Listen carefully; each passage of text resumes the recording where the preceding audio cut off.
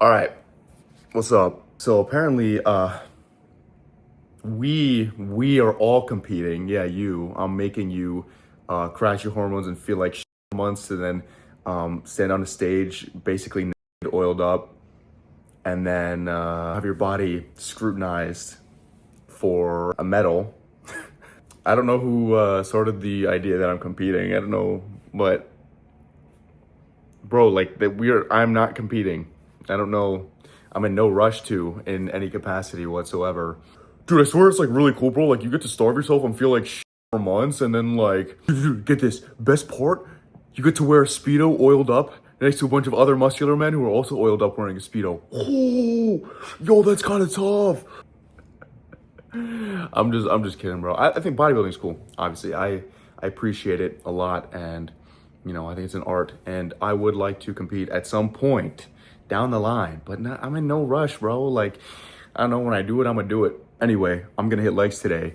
My adductors are kind of cooked because I was able to hack squat for the first time in like years without pain last leg day.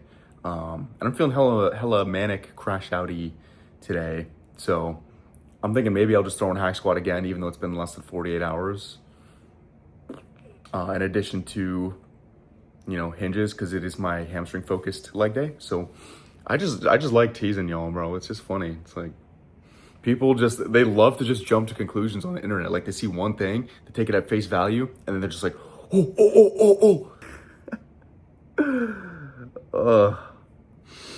but yeah, I'm feeling good. So I'll probably record this lift if it's not too crowded. And yeah, low manic leg day. You know, we could be out at the club partying right now on a Thursday afternoon, but instead, I'm in the fucking gym! You want to talk about people that are fake woke, you said? No, I don't. Yeah, me, I'm fake woke. I'm fake woke because while y'all are up, I'm sleeping! I'm still sleeping while y'all are up!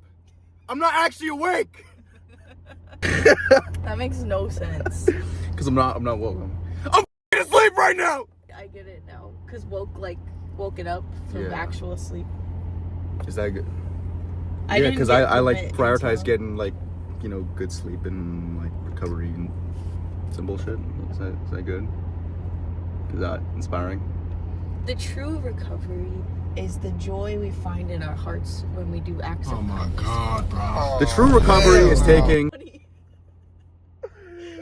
Loud equals funny! Audience of one thinks it's funny when I scream like a Neanderthal, so keep laughing.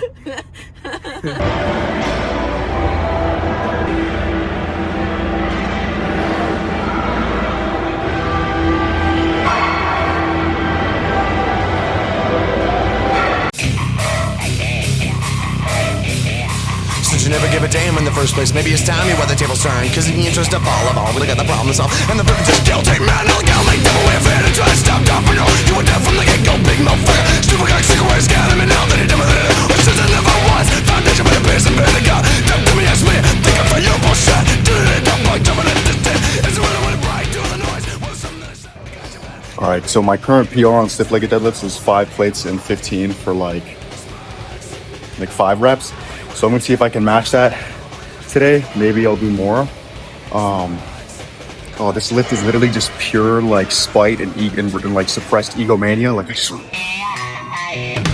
Maybe it's the way you gotta spread around the room. How to give it all your little spice and you when you realize. Sip up there, I guess it's time to bury your ass with the chrome straight to the dome. You remember that bitch I didn't say. If you know what's good, just shut up and beg. But a backstab, don't you know your distance? That's how Peter. That's such a kiss. I'm in the back for you, I don't want to share cause it keeps getting louder. Come on, get a fake for that. Did live enough, I'm going home in a basket. Get a ball about without nothing, that's no shit. Well, ain't that something, but I don't want that. You can let it if you want, but I find you coming at me down. Oh my god, I was about to puke on like the 6th rep. And I felt it coming up. Oh my god. But you know what? That's a PR, bro. If this gym was empty, I'd be screaming my head off right now. I would literally be screaming my head off right now. Oh my god. Literally, why am I PRing? Why am I PRing? Why? I shouldn't be. I'm gonna go up to 5.5, which I have not touched 5.5 with good form in a long time because I revised my form a lot and I have my feet elevated on that. Oh my god. Oh my God, I'm going for 5.5. Oh, it feels so good. Circles, working straight, get them labels, punching this, making me outrage. Sing them up, bitch, I'm falling on their feet. Where you gonna be in the next round? The crew and all the fools, all the politics, get your lips, what they gonna gag, gonna make you say, yeah, dick, when they buzz out, that good stuff, bam, when you say, I'm making enough, I know. Fuck me, I'm all in a better mix. Fuck me, I'm all in a better mix. Fuck me, I'm all in a better mix. Fuck me, I'm all in a better mix. Fuck me, I'm all in a better mix. Fuck me, I'm all in a better mix. Fuck me, I'm all in a better mix. Fuck me, I'm all in a better mix. You want to shake me down, I want to stamp you out. Spots, you want to shake me down, I want to stamp you out. I felt the air rise up in me, kneel down and clear the stone of leaves. I wander out where you can't see, inside my shell I wait and bleed. I felt the air rise up in me, kneel down and clear the stone of leaves. See, inside my shell I wait and bleed. Goodbye, a weapon of our town, and I didn't put up this time. Everything is turning fast for me. My ears are running cold, the air is standing straight up. This is not the way I picture me. Get here, something about this so very wrong. I have to live out loud.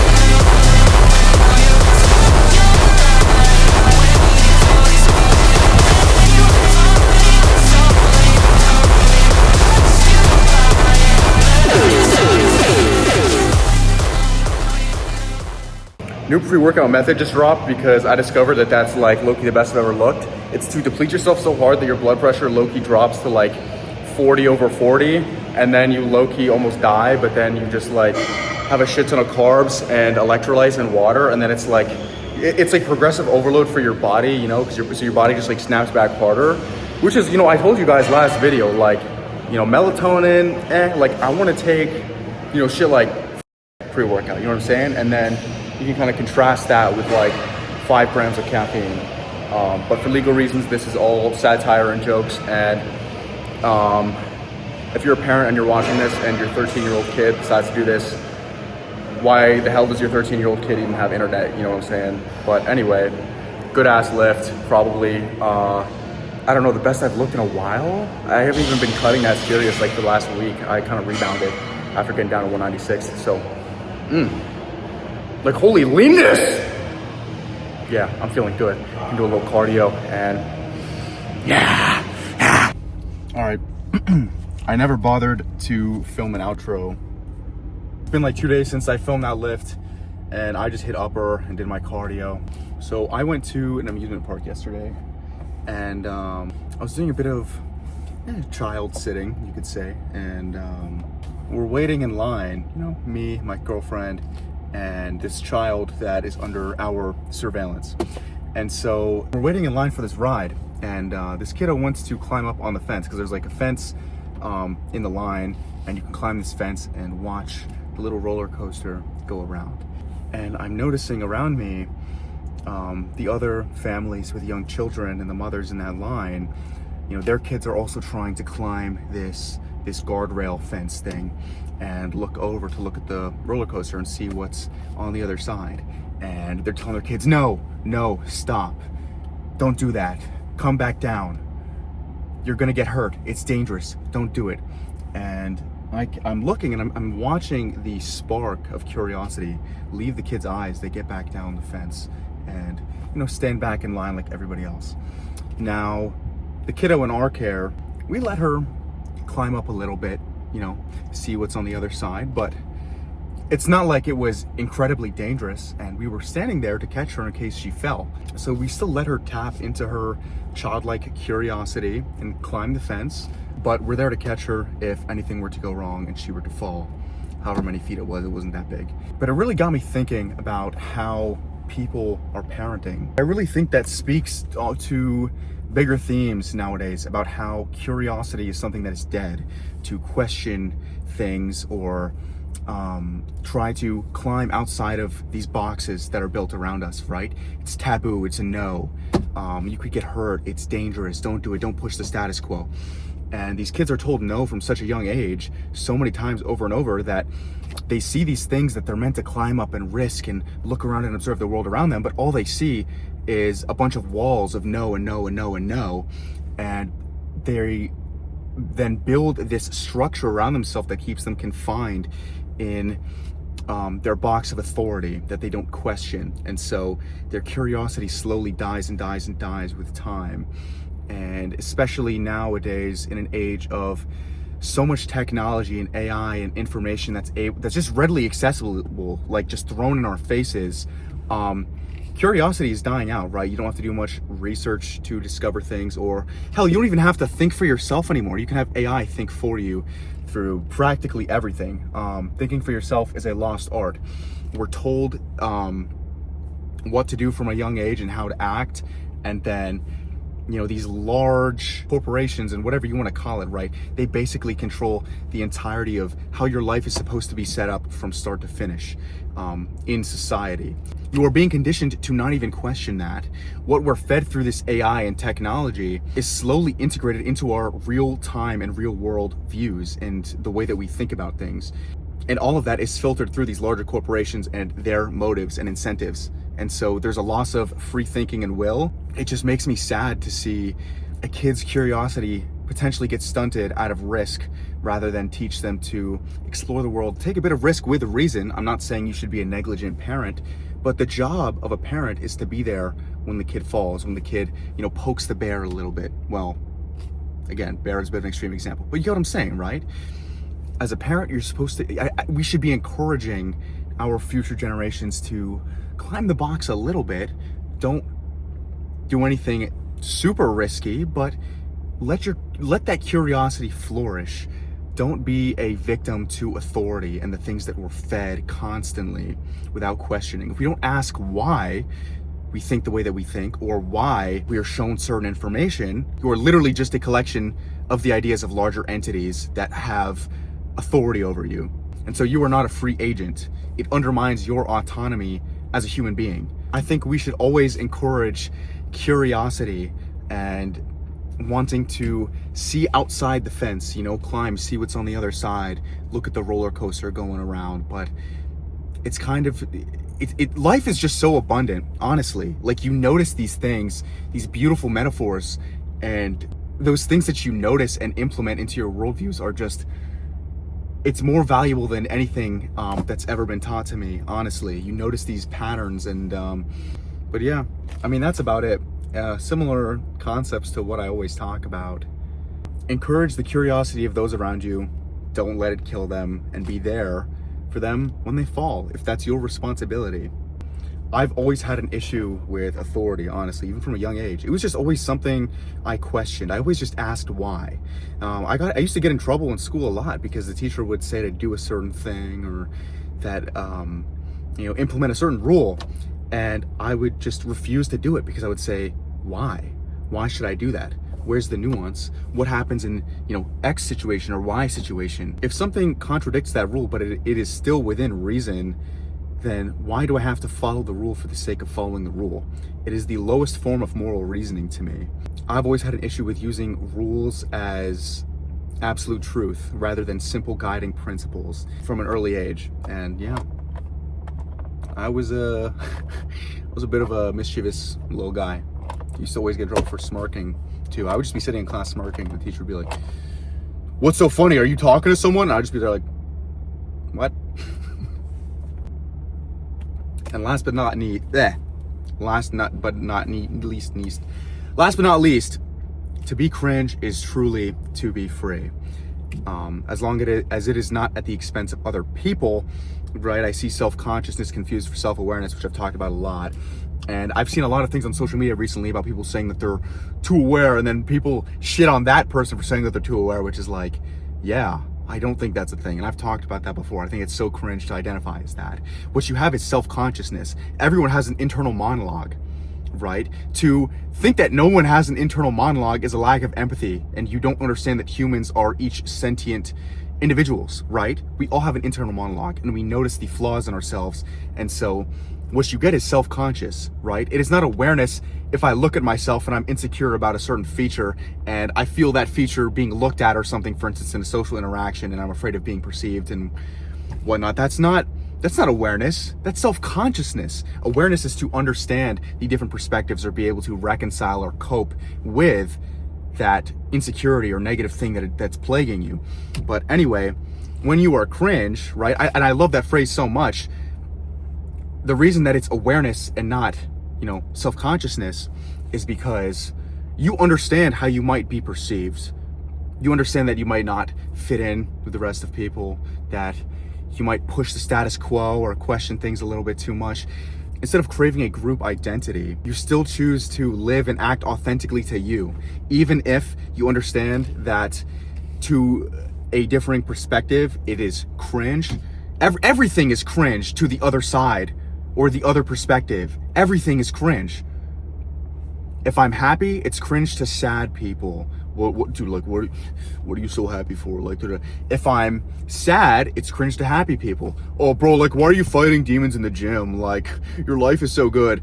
If I post gym content, that's cringe to people who maybe would rather work a typical job. Oh, bro, you flex your muscles for a living? Like, what? To influencers, it's cringe to work a normal job.